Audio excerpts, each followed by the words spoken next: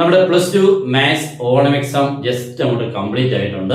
ഒരു അടിപൊളി ക്വസ്റ്റൻ ആയിട്ടാണ് എനിക്ക് തോന്നുന്നത്. എന്ന് പറഞ്ഞു കഴിഞ്ഞാൽ വലിയ ബുദ്ധിമുട്ടൊന്നും ഇല്ലാത്ത ഏകദേശം ഡയറക്റ്റ് ക്വസ്റ്റൻസുകൾ ഉൾപ്പെട്ടതാണ്. എന്ന് പറഞ്ഞാൽ നിങ്ങൾക്ക് ഓണം ആഘോഷിക്കാൻ പറ്റിയ മാർക്ക് കിട്ടും എന്നർത്ഥം.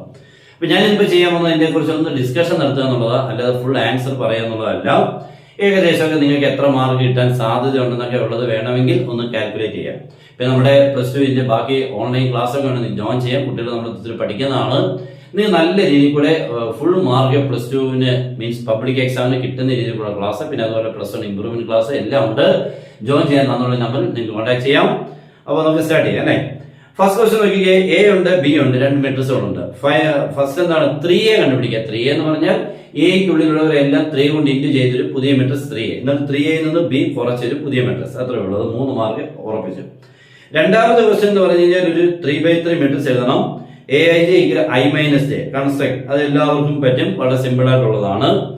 Next using determinants find the area of triangle. Triangle area കണ്ടുപിടിക്കാൻ ഫോർമുല അറിയാം. ½ into determinant x1 x2 x3 y1 y2 y3 1 1 1. എല്ലാ കോർഡിനേറ്റ്സിനെ അവിടെ കൊടുത്തിട്ട് അതൊന്നും ചെയ്യാൻ പറ്റും, വളരെ ഈസി ആയിട്ട് ചെയ്യാൻ പറ്റും അല്ലേ.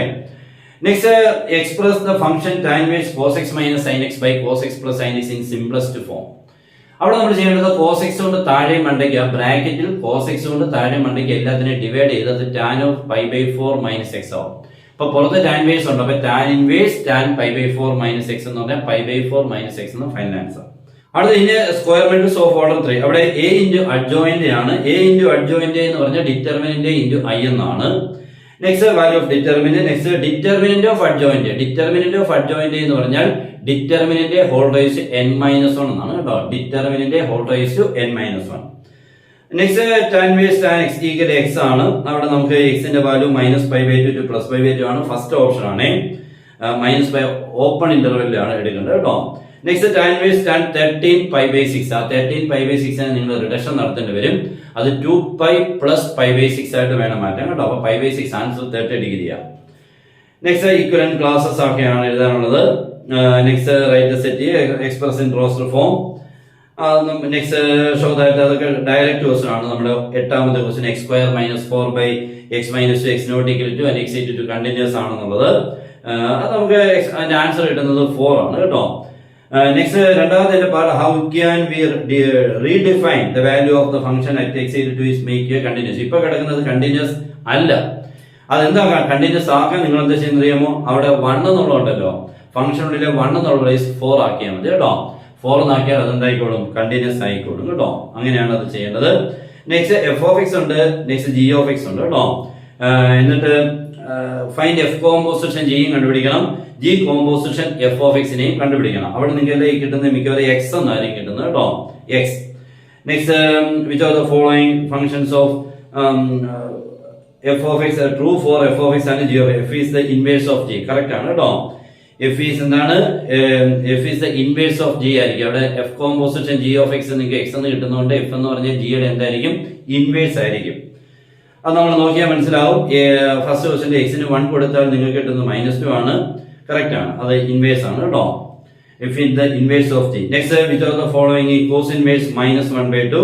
അത് π - π/3 2π/3 എന്നാണ് ആൻസർ. സി ഓപ്ഷൻ ഉണ്ട്.